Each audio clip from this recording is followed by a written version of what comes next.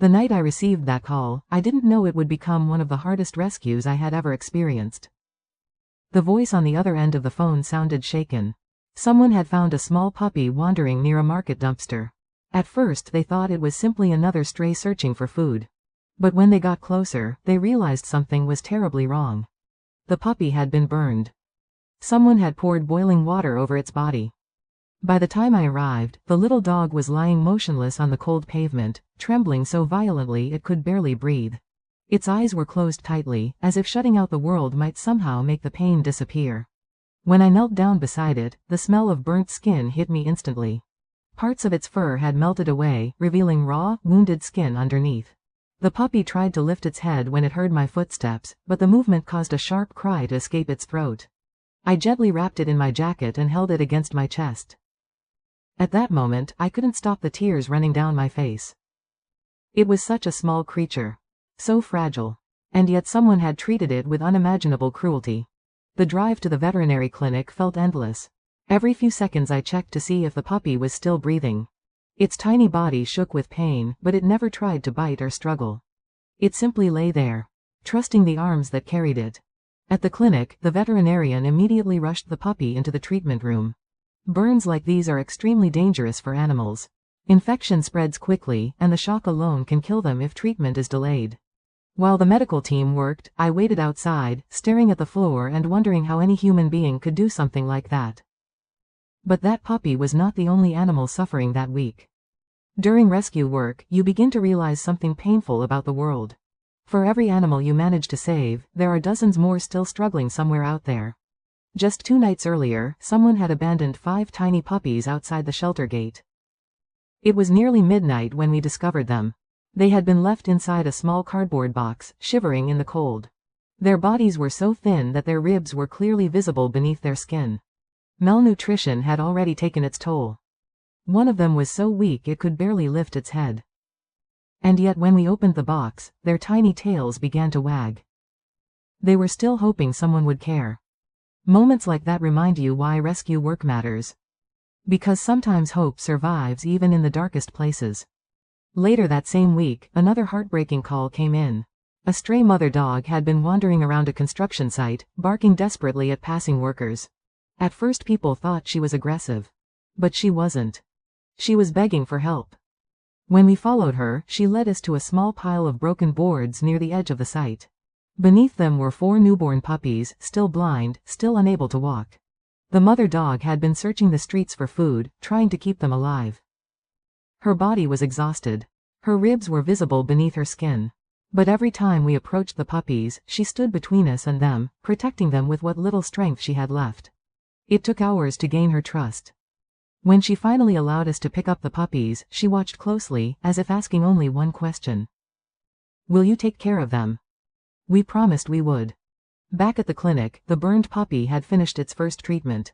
The veterinarian explained that the next few days would be critical. Burns often cause severe infections, and the puppy's body was already extremely weak. But there was still a chance. We cleaned the wounds carefully, applied medication, and placed the puppy in a warm recovery crate. For a long time it didn't move. Then slowly, its eyes opened. They were cloudy with pain, but inside them there was something unexpected. Not fear. Not anger. Just a quiet, fragile trust. Over the next several days, the puppy remained very weak. It could barely eat solid food, so we fed it warm milk and small portions of soft food to keep its strength up. Each day, the doctors cleaned the wounds again and again. Healing from burns is a slow and painful process. But something remarkable began to happen. The puppy refused to give up. In rescue work, the hardest part is not witnessing suffering. The hardest part is realizing how common it is. Only a few days after the burned puppy arrived at the clinic, another call came in. This time it was about a small dog hiding near the edge of a road outside town. Someone said the dog had been hit by a car, but when people approached, it crawled into a patch of bushes and refused to come out. When we finally found him, the dog was lying there silently, his breathing shallow and slow. His back legs were twisted unnaturally, and dried blood had formed dark patches in the dust around him. He had probably been there for hours. Cars had passed by. People had walked past. But no one had stopped. When I reached out my hand, the dog didn't try to run. He simply looked at me with a tired expression, as if he had already accepted whatever fate was waiting for him. At moments like that, you begin to understand something about animals. They don't complain. They don't curse the world. They simply endure. We carried him carefully into the rescue van and rushed him to the same clinic where the burned puppy was recovering. X-rays later confirmed what we feared: his pelvis had been fractured, and several internal injuries were threatening his life. The veterinarian told us quietly that survival would depend on the next 48 hours. But miracles sometimes begin with small signs. Later that night, while we were checking on the burned puppy again, the injured dog lifted his head slightly and drank a few drops of water. It wasn't much. But it meant he was still fighting. Rescue work rarely happens one story at a time. Often, many lives intersect in the same place. At the shelter that week, the 5 abandoned puppies were slowly recovering as well. At first they had been too weak to even bark, but after a few days of warmth and regular meals, they began to show their personalities. One was curious and fearless. Another preferred to hide behind the others. One tiny puppy followed people everywhere, wagging his tail endlessly as if he had already forgiven the world. Watching them play together was a strange mixture of joy and sadness. Joy, because they were alive. Sadness, because their story had begun with abandonment. Around the same time, the mother dog from the construction site had finally settled into the shelter's quiet recovery area. She had spent the first days nervously watching everyone who came near her puppies, but gradually she began to relax. It was incredible to see how carefully she cared for them. Even when she was exhausted, she still curled her body around them at night to keep them warm. Whenever one of the puppies cried, she immediately lifted her head and checked on them. Motherhood, it seems, needs no language. But rescue work also brings encounters that leave deep scars on the heart. One afternoon we received a report about a dog that had been living near a garbage dump for several months. When we arrived, the sight in front of us was almost unbearable. The dog was so thin that every bone in its body was visible. Its fur had fallen out in patches, revealing skin covered in parasites and wounds. Even more disturbing, parts of its body had been infected so severely that maggots had begun to appear in the damaged tissue. The dog was too weak to run. It simply lay there, staring at us with dull eyes. For a moment, none of us spoke. Then we carefully wrapped the dog in a blanket and carried it back to the vehicle. At times like that, you stop asking questions like why. There are no answers that make cruelty understandable. Back at the clinic, the medical team worked tirelessly again. Cleaning wounds, removing parasites, treating infections. The process required patience, skill, and compassion. But one thing remained constant among all the animals we rescued. Despite everything they had endured, most of them still trusted people. That trust is both beautiful and heartbreaking. The burned puppy slowly began to improve as well. The wounds were still painful, and the healing process would take weeks, but he had started to eat small amounts of food on his own. Sometimes he would even wag his tail when someone approached his crate.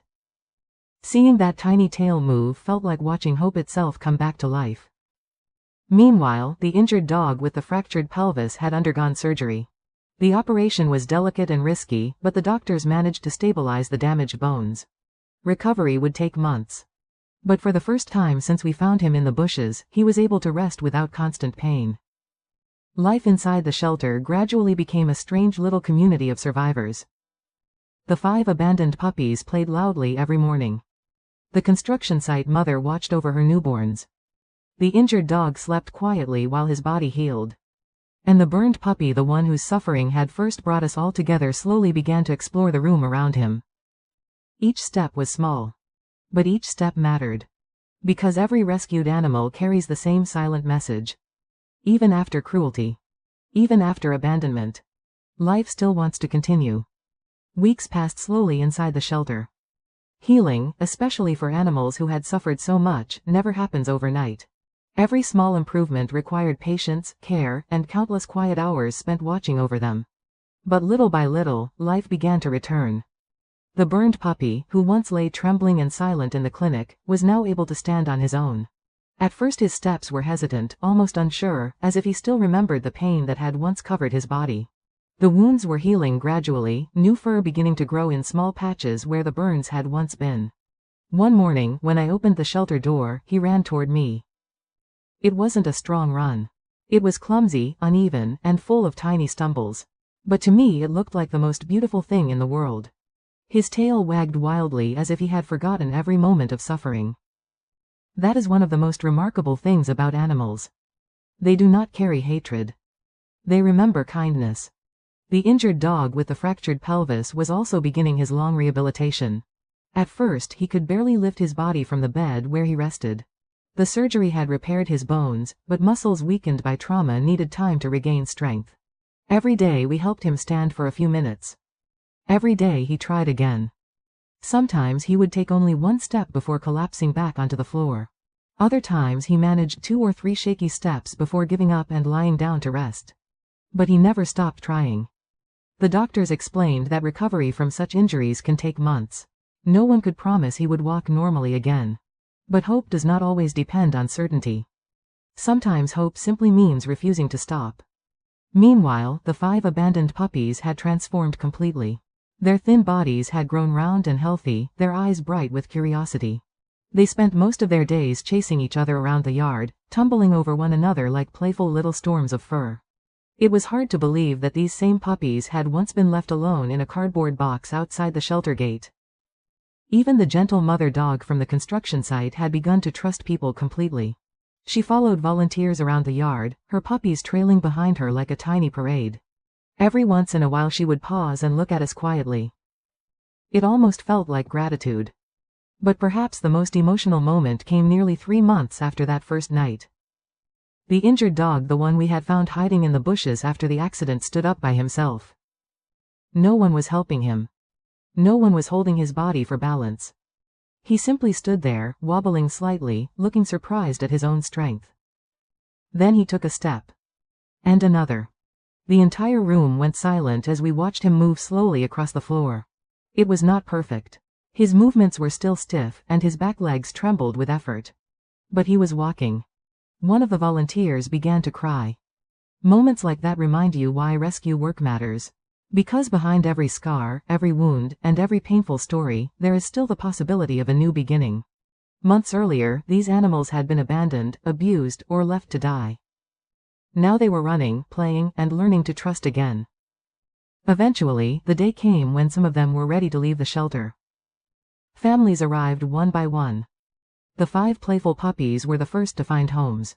Watching them leave was both joyful and bittersweet. Each of them walked out the shelter door in someone's arms, beginning a new life filled with warmth and care. The gentle mother dog was adopted by a quiet family who had a large yard where she could run freely.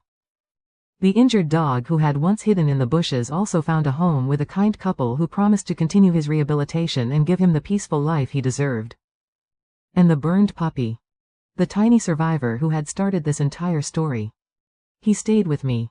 Some bonds form in moments of crisis, and those bonds are difficult to break. When I look at him now, running across the yard with bright eyes and endless energy, it is almost impossible to imagine the frightened, injured creature we first carried into the clinic that night. But his story is a reminder of something important. Cruelty exists in the world. But so does kindness. For every act of harm, there are people willing to stand up and help. Every rescued animal carries proof that compassion still exists. And sometimes, the smallest life we choose to save can end up changing our own lives forever. The burned puppy who once trembled in my arms now sleeps peacefully beside my chair every night. His scars are still there, hidden beneath new fur. But they are no longer signs of suffering. They are reminders of survival. And every time his tail wags when I walk through the door, I am reminded of a simple truth. Even after the worst cruelty, a little kindness can still rebuild a life.